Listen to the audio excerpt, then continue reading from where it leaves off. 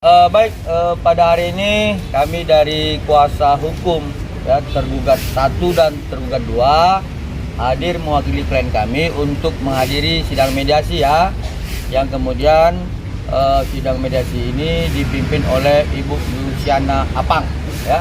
Jadi pada prinsipnya pada pembicaraan mediasi tadi penggugat menyampaikan isi gugatannya, tapi ada hal yang menarik, Hakim mediator ada menyatakan bahwa perjanjian itu tidak harus tulisan, bisa lisan, karena itu pernah terjadi pada saat zaman dulu beliau sebagai di kampung ya gitu. Dan kemudian kami dari tergugat 1 dan tergugat 2, ketepatan saya ya, yang sekarang dijuluki pengacara kampung, mengaminkan apa yang disampaikan oleh Ibu Luciana, bahwa sampai dengan sekarang saya masih mewarisi perjanjian lisan itu, yaitu sampai dengan sekarang saya juga masih berkomunikasi by phone kepada buruh tani yang di kampung kami ya, saya sebutkan Desa Narigunung, Kecamatan Tiganregat, Kabupaten Garut, Sumatera Utara. Saya masih berkomunikasi. Saya suruh dia ya, buruh tani itu, untuk bercocok tanam ya, secara lisan, dan sepakat tidak melakukan tekanan kepada buruh tani itu ya, sepakat di situ. Artinya ketika kami sepakat maka ada prestasi di situ. Nah kemudian kami sampaikan bahwa kalau misalkan mediasi itu salah satu unsurnya adalah berdasarkan Perma 1 2016 adalah beretikat baik. Tetapi yang jadi persoalan adalah ketika kami ingin melaksanakan mediasi hari ini, ya kemarin kuasa hukum penggugat ada mendesak ya melalui rekan media juga untuk klien kami segera ya menghadiri panggilan ya, padahal ini kondangan ya sebenarnya, undangannya ya. Nah, bukan panggilan tapi undangan. Nah, seperti ini. Ya, undangan ke Indah. Artinya kalau mau mediasi jangan dong cari kesalahan. Ya seperti itu. Korbannya 2023 katanya, tetapi lapornya 2025. Lah emangnya sakitnya lama kok sekarang lapor? Ini kan mencari-cari kesalahan. Artinya mediasi dengan rohnya beretikat baik tidak terpenuhi pada hari ini. Yang kedua saya sampaikan, kalau perjanjian lisan seharusnya tidak ada yang boleh tertekan, seperti kami sampaikan. Nah kemudian lanjutannya adalah dilakukan mediasi lanjutan tanggal 1 Juli. Saya pikir demikian. Silakan, rekan kawan. Dokter RG itu tertekan ya Bang ketika ada kesepakatan itu? Itu sudah pasti dia merasa tertekan ya terhadap produknya yang diburuk-burukkan mulai Oktober 2024 dijelek-jelekkan, bahkan ada bahasa yang nanti kita akan buktikan di sidang pidana, kredibilitas dokter akan hancur. Itu kan tekanan. Ada bahasa itu akan disampaikan dalam persidangan seperti itu. Dalam bentuk WA atau apa? Berbentuk WA ya seperti itu. Pak, kalau menurut Pak Fahmi kan ini bukan bukan pemerasan tapi kesepakatan. Adanya tawar menawar di situ dari 5M, dokter RG menawar jadi 4M. Artinya kan ada kesepakatan yang dibuat. Sebentar, saya jawab ya. Itu versi sana ya, Pak? Oke. Nah, ini masing-masing juga dulu mahasiswa pernah jadi preman terminal ini. Ya pernah nih, ya. Pada saat mengambil uang diktatnya, dia sering katakan dia malak orang, malak mahasiswa yang lain. Kasih 1.000, tawar dong bang. Bisa kan? Tukang palak juga suka nawar gitu loh. Kenapa? Kebutuhannya memang malak. Ini semua ini bekas-bekas mahasiswa tukang malak dulu ini. Ya, jadi pemalakan pun juga boleh taruh menawar, seperti itu. Jadi kalau ada yang tertekan di salah satu pihak dinilai pemerasan. Artinya di sini tidak terpenuhi adanya prestasi, tekanan, pemerasan. Bang, Oke. ini kan juga akhirnya mediasinya agak lompat jauh ya Bang ke tanggal 1 Juli. Ketika itu dibilangnya sama dari pihak sebelah kalau misalkan Abang kita akan mempersiapkan laporan yang ada di Polda Bang. Nah. Terkait apa sih namanya share yang Nah. ada korbannya itu Bang. Itu dia yang saya sampaikan tadi.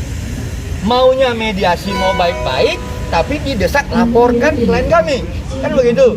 Kami akan melengkapi dokumen-dokumen lainnya Karena kemarin kan klien kami diundang, sekali lagi diundang bukan dipanggil. Ada beberapa dokumen termasuk CV-nya dan lainnya kami harus laporkan kembali ke Indak hari Selasa. Bukan kami tidak mau, tapi karena memang kami sudah menjanjikan itu. Seperti itu. Tanggal berapa itu Bang mungkin menyerahkan dokumen? Silakan, Pak Robert, mana Pak Robert? Ya, jadi sesuai dengan permintaan dari Indak kemarin itu, kita dikasih waktu tanggal 24. Jadi kebetulan tadi pihaknya penggugat meminta kita ketemu tanggal 24. Sementara kalau kita datang ke sidang sini tanggal 24, di Indak kita nggak datang, nanti diomongin lagi. Tuh nggak datang tuh ke Indak, nggak datang kan masalah kita begitu.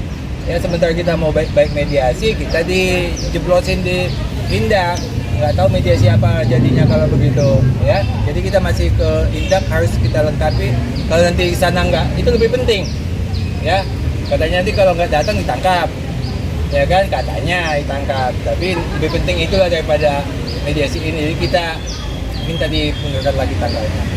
Berarti tanggal 1 KRG juga akan hadir ya Bang pada tanggal 1 Juli mendatang untuk mediasi sendiri. Begini, perkembangan ini ya, seperti hari ini dia nggak datang. Perkembangannya adalah kasus pidananya sudah masuk ke pengadilan. Ya, itu uang 4M yang pertama itu yang diperas sama yang diserahkan ke developer, ya menjadi TPPU kena pasal sehingga uangnya disita. Itu konteksnya sudah masuk di tanggal 24 besok. Itu sebabnya Dr. Reja tidak datang pada hari ini.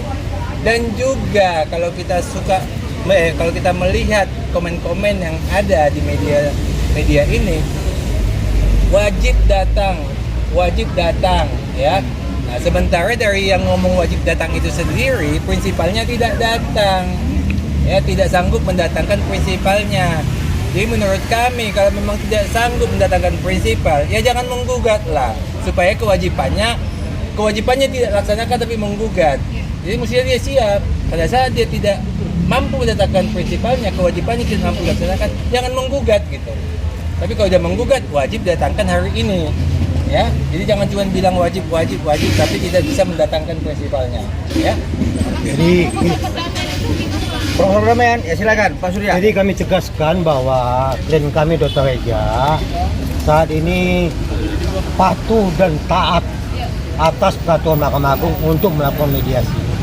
Mediasi tetap kami laksanakan, tapi dengan pasti kami nyatakan klien kami tidak mau berdamai. Tegas kami nyatakan bahwa klien kami tidak mau berdamai, silahkan proses hukum dijalankan sebagaimana mestinya. Jadi tidak ada alasan takut atau tidak, tapi yang pasti klien kami tidak mau damai. Silahkan mekanisme hukum. Disuruh mengajukan proposal perdamaian Bang. Ya, jadi begini, proposal itu kan sebenarnya diatur dalam ketentuan mekanisme hukum. Nah, misalkan nih ya, dalam perma ya, misalkan nih, saya kreditur, kalian debitur, lalu kemudian biasanya kawan-kawan yang wan prestasi itu adalah debitur, lalu kemudian saya kreditur menggugat kalian. Nah, lalu akhirnya ada di situ proposal untuk menyelesaikan hutang piutang, begitu loh. Nah, jadi ya kalau kami merasa memang dianggap penggugat melakukan wan prestasi, hutang apa yang kami miliki, berapa, di mana kami berutang, uang kami yang diperas, kok sekarang kami bilang berutang. Ini kan aneh jadinya begitu loh. Seperti itu ya. Dari 4 miliar yang disita itu apa sudah terinfo belum Bang? Berapa jatah MM, berapa jatah main? Nah itu nanti akan dibuka dalam dakwaannya. Itu kan materi pokok perkara. Yang pasti bahwa terjadinya pergeseran uang 4 miliar itu sudah dilaksanakan sebesar 2 miliar secara transfer dan sebesar 2 miliar secara cash langsung. Dengan bahasa ancaman, tekanan, kalau lu nggak kasih, hancur kredibilitas lu. Seperti itu. Jadi begini, uang itu bukan dibagi-bagi, bukan dibagi-bagi untuk berdua, bukan. Uang yang 4M ini digunakan untuk membayar ke developer. Karena penggugat punya kewajiban, dikasihlah uangnya ke developer. Akibat pemberian uang ke developer ini menjadi TPPU. Itu penyebabnya TPPU-nya. Jadi supaya mungkin tanya TPPU-nya di mana? Uang yang diperas 4M diserahkan ke developer, itu menjadi TPPU. Karena dia dua-duanya kena pasal, pemerasan TPPU kena pasal, makanya uangnya disita. Ya, jadi uangnya disita. Jadi jangan salahkan kami kalau uang itu disita, ya memang itu kena pasal dua-duanya.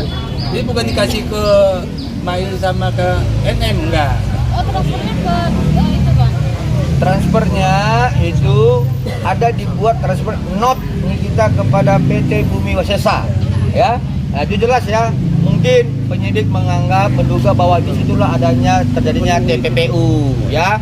Jadi uang yang diperoleh dari kejahatan kemudian dialihkan kepada sesuatu, itulah TPPU-nya. Seperti itu ya. Yang case-nya tanya nanti saudara kita di persidangan, mau kemanakan kita nggak tahu. Namanya case, dibagi sama siapa, dikasih sama siapa, nanti di persidangan akan dibuka. Sini kita membagi kepada siapa. Kalaupun nanti saudara kita mau pasang badannya sudah, ya nanti kita buka di persidangan. Seperti itu. Ya udah, oke Bang, oke. Cukup. Ya, cukup Bang. Oke, terima kasih ya.